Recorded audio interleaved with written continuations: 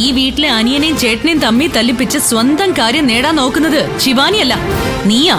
അറിയാൻ വയ്യാത്ത കാര്യങ്ങളുടെ അഭിപ്രായം പറയല്ലേ. ഇവൻ രക്ഷപ്പെടാൻ വേണ്ടി ഇപ്പൊ എന്നെ കൊണ്ട് ഈ പണം കൊടുപ്പിക്കാൻ നിന്നത് നിധിയാ, അതറിയോ?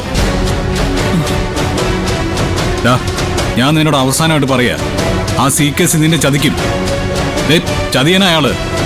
എനിക്ക് അങ്കിള് ചതിയാനല്ല, എന്നെ ചതിക്കാൻ നോക്കുന്നത് ഇപ്പൊ എന്റെ കൺമുന്നിൽ നിൽക്കുന്ന നിങ്ങളാ.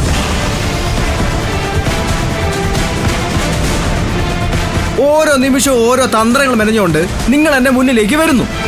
എങ്ങനെ എന്നെ തളച്ചിടാൻ വേണ്ടി നോക്കുന്നു. അല്ല, അറിയാൻ മേലത്തോട് ചോദിക്കുക, ഈ വീട്ടിലെ 3 മക്കളിൽ എനിക്ക് യാമിനിക്കും ഇല്ലാത്ത കുബുത്തി നിങ്ങൾക്ക് എവിടുന്നാ കിട്ടിയത്? എന്താ ഞാനും യാമിനിയും പറഞ്ഞ ഈ അമ്മയുടെ വയറ്റിലല്ലേ നിങ്ങളും പറഞ്ഞത്? എന്താണ് നീ പറഞ്ഞത്? എന്തു പറയാനായോ നിനക്ക്?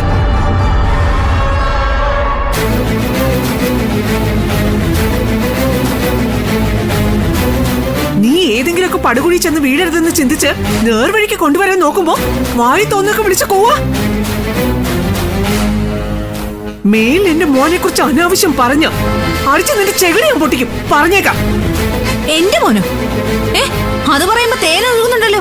അപ്പൊ പ്രണവാര് ആന്റിയുടെ മോനല്ലേ? അതുപോലെ തെരുവിന്ന് അനാഥാലയത്തിൽ ദത്തെടുത്താണോ?